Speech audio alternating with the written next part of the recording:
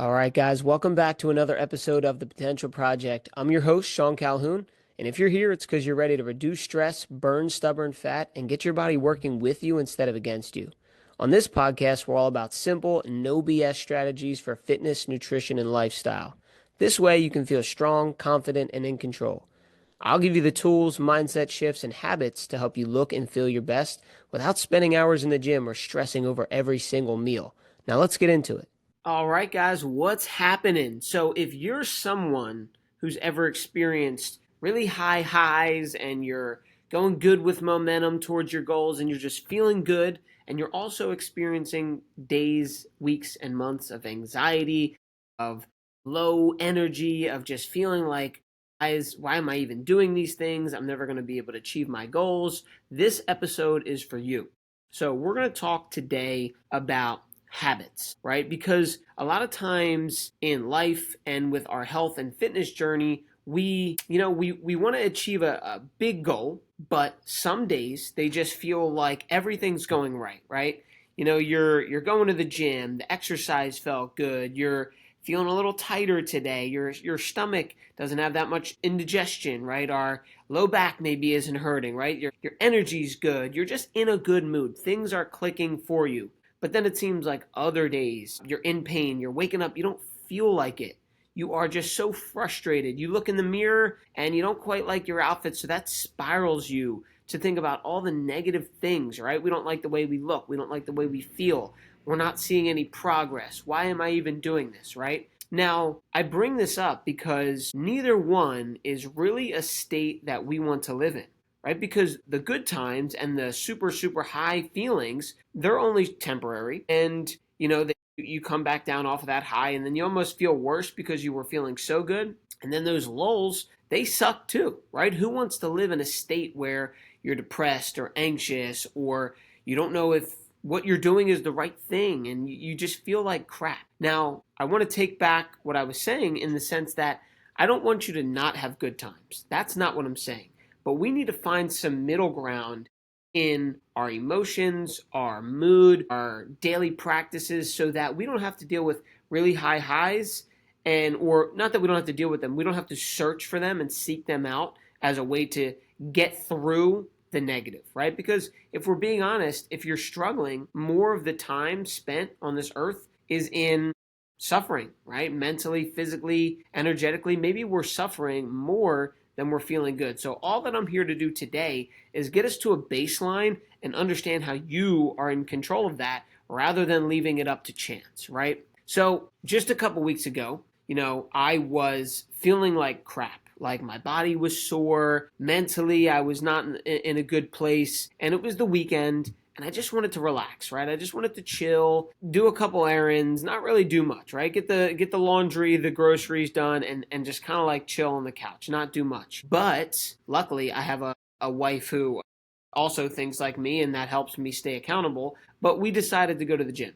Now, did I want to work out? No. But she was like, "Hey, let's go because it's what we want to do. It's a part of our life, and we have time obviously because it's a Sunday." So I went, and we don't work out very long. We're there for 45 minutes to an hour, and I made sure that I walked. I did some light lifting, and I was able to sauna for a little bit. Now, the point that I'm trying to make is I didn't want to do this, but because I have a habit of I work out, I exercise, and it's important to me, and I know how good I feel afterwards.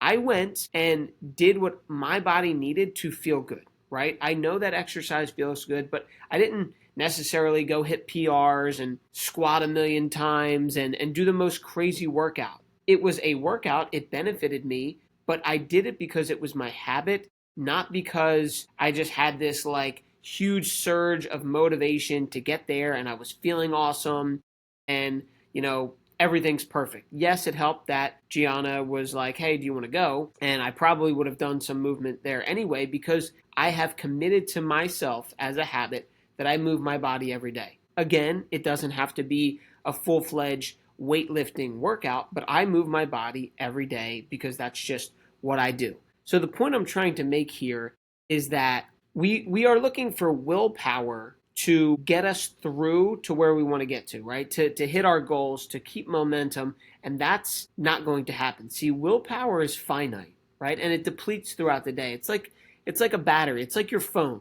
You charge your phone overnight, you have 100% battery in the day, and then as you use it, your battery goes down. And then at nighttime, we got to recharge it, right? Same thing is like with willpower. Let's say on Monday, you're really motivated because it's a Monday, right? These societal norms where it's like, all right, let's go exercise, let's start the week strong, or you listen to a podcast or read a book or something got you motivated. And you have this willpower where it's like, I'm going to crush it today. And you do a lot of times. But the problem that I was bringing up is, like I said in the beginning of this, where one day you're crushing it, you're hitting your strides and doing all the things you need to do and feeling good about it. But guess what? You wake up the next day and you're not feeling so hot. So now you're not doing those little tasks, those things that move the needle forward. You're not doing them because the willpower's low.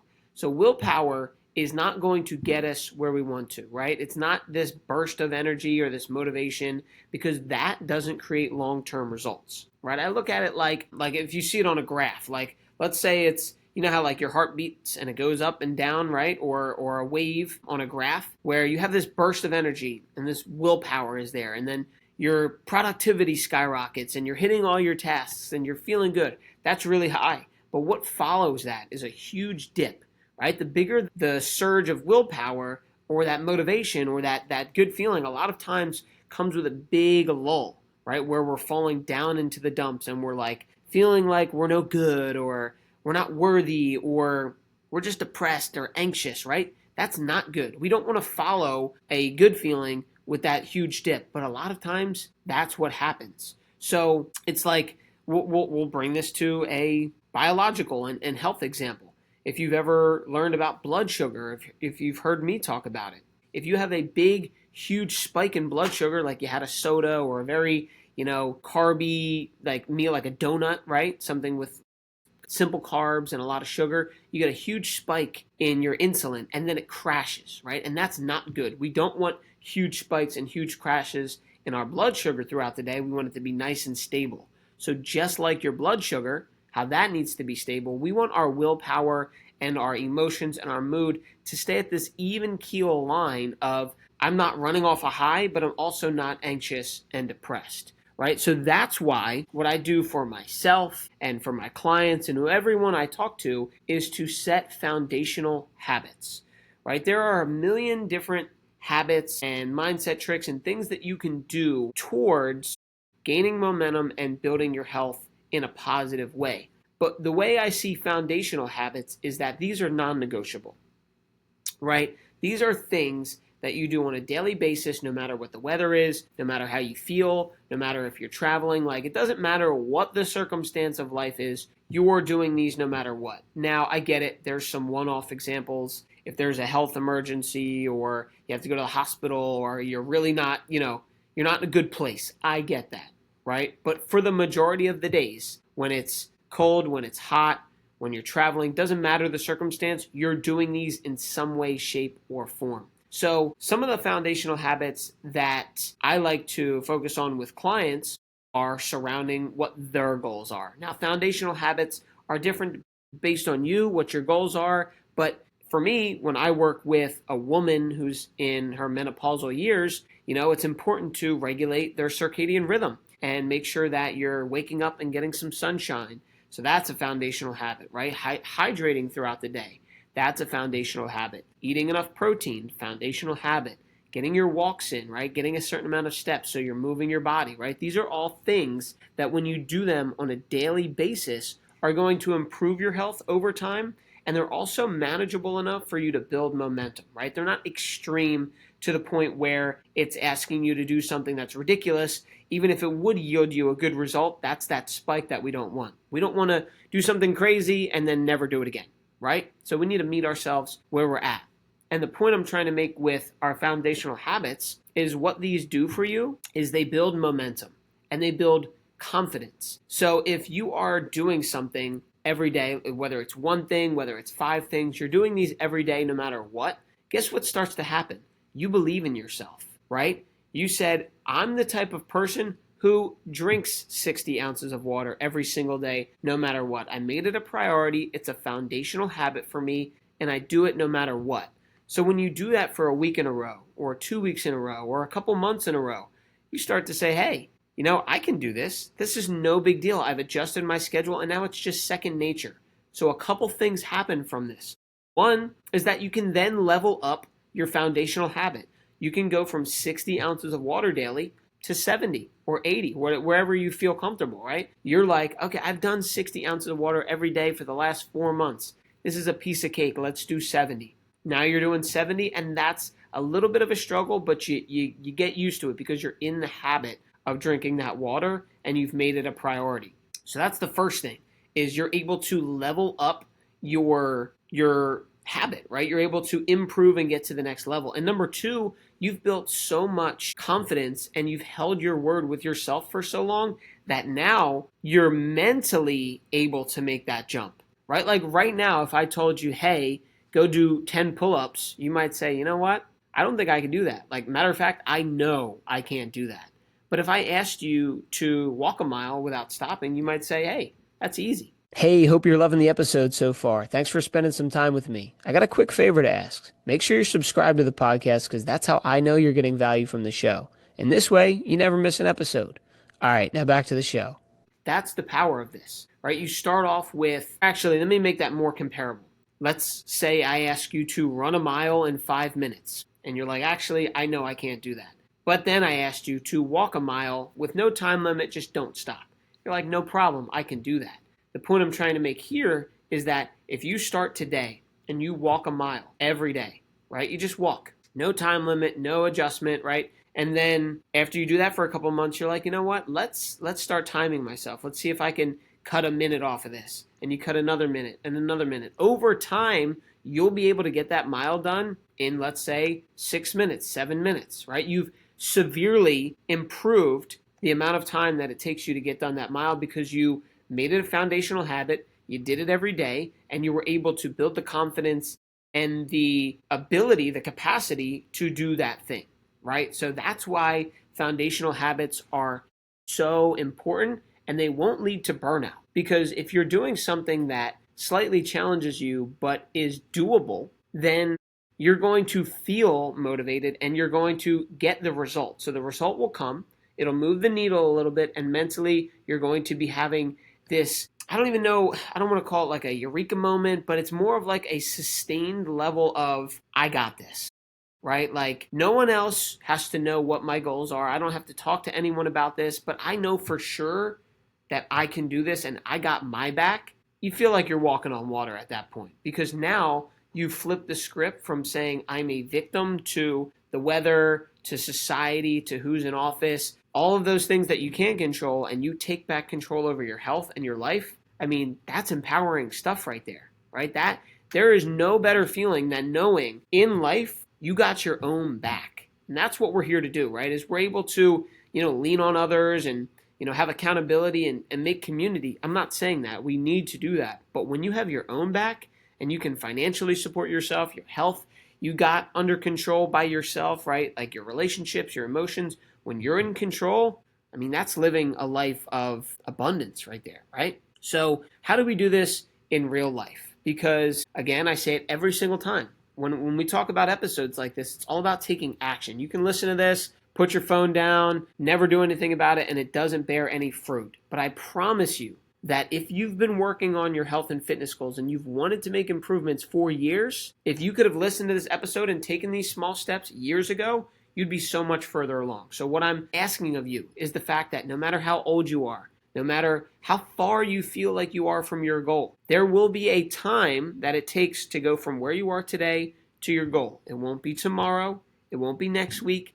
It might not be in a few months. But learning these foundational steps and how to implement them in your life, if you look back a few years in the future, if you look back to today, you're like, wow, look how far I've come. I've lost that weight. I've improved that energy. I've built that strength. It's always going to come, but over time.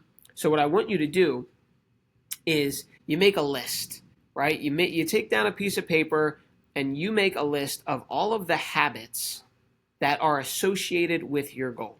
Let's keep it in the health because that's what I'm here to help you guys with, right? Let's say you see a habit of walking 10,000 steps, drinking a gallon of water, exercising for 45 minutes, eating 100 grams of protein, right? You hear all these different habits. But for the most people, those are very good habits, right? Getting morning sunlight for 10 to 15 minutes, 10,000 steps, eating 100 to 150 grams of protein, drinking half your body weight in ounces of water, mineralizing your water with sea salt, a pinch of sea salt every single time, getting 20 to 25 grams of fiber, getting 7 to 8 hours of sleep consistently, right? I want you to take these, right? But you can make a list and write them down. And then next to each one, I want you to rank each one not in order, but in ability to achieve it. So 1 being, don't think I could do that. 10 being, for sure it can get done, right? So let's say I asked you to write down, walk 10,000 steps today. Next to that, maybe you have a busy job, you're in an office a lot, and you don't feel like you could get there. So maybe you write like a 6. Like 6 is, I don't really think I could do that. I could work on it, but don't think I could get there. But then I asked you to drink half your body weight in ounces of water. And you're so confident because you already do that. You have a big thermos that you bring to work with you. You fill it up 4 times, and you're probably drinking 80 to 90 ounces of water already. That would be a 10. That's something that you know for sure you could do it tomorrow and do it every single day because you already do. So that's what I want you to do is take your list, rank each one on a scale of 1 to 10 where you think you're at in your ability to achieve them. And then what we need to do is pick 2 to 3 habits to commit to. Now, I do 5. I'm not telling you to do 5, but I wouldn't go more than 5, and I wouldn't really go less than 2, right? Like, let's say 2 to 3 things that you can commit to on a daily basis where they're non-negotiables. And here's the best part. You can scale the goal to make it a 10 right now. So if I asked you to walk 10,000 steps and you said you're at a 6 of feeling like you could do that, well, then don't try to walk 10,000 steps tomorrow because you might do it one day, and that's your willpower, but then the motivation dips, the day changes, your schedule changes, and now you're pissed because you didn't get 10,000 steps. What I want you to do is look at your schedule. It's got to be uncomfortable, like you have to make time for this or else change won't happen. But let's say you're like, you know what, I'm going to do 5,000 steps. And I know I could do that without a doubt every single day. And you put that as your foundational habit. Boom, there it is. Then you do it for your water. You know, you were like, water, I'm good with. I can do the 80 ounces every single day. I'm going to keep it at 80 ounces. And let's say you do one more thing where it's morning sunlight, where you say, you know, I don't have that much time in the morning, but I could wake up 5 minutes earlier and go get 5 to 10 minutes of sunlight in the morning. So let's call it 5 minutes. I'll do that in the morning. Those are your 3. Now you stick to those and you track them on a daily basis. There's apps for this. You can write it in your notes section, or if you're a physical copy person, maybe you want to put something on your fridge and cross things off. I have a journal, and I like to write things in my journal and cross it off because then it's like mentally you're done. But they have apps. You can do it in your phone as well. So now tomorrow when you wake up, you get your 5 minutes of sunlight, you went for your 5,000 steps, and you drank your water. Now what you're going to experience is that you're going to notice like, hey, that was slightly challenging because I had to be aware of it. I had to be conscious. I had to schedule in that extra 5 minutes in the morning. But right away, you're going to feel some sense of control. You're going to feel some sense of empowerment. You're like, okay, that wasn't the hardest thing in the world. Let's go ahead and do it tomorrow, right? And then you do it every single day. And the point is, when you do it every single day, you're building that momentum. You're building that snowball that's going to start to roll downhill and grow in size, but it doesn't feel like grueling work. It doesn't feel like a super surge of willpower and emotional like happiness. It is just something that you do. Now, when you're doing this, you start to become the person who does these habits. What I mean is you're thinking about that 5,000 steps that you have to get in. So you want to sneak it in any which way you can because you're busy anyway. So now you go to the grocery store and you parked in the back so that you can sneak in some extra steps to the store and to the back. It might be only an extra 100 steps, but you're the person who does that. So now it's starting to filter into other areas of your life. You get to the mall and you look at the way to get upstairs. You see the stairs and you see the escalator. You take the stairs because you know those extra little steps are going to get you to your goal. And then at the end of the day, when you lay down in bed and review everything from the day, you're like, man, I crushed it. I got those 5,000 steps, and I did it because I parked further away at the store. I took the stairs to the mall, and this isn't that hard, right? I'm kind of baking it into my life as it is. That is when the real power comes, because now, again, you're taking back control. You're saying, I got this. I know what it takes to make those little adjustments. That's no big deal.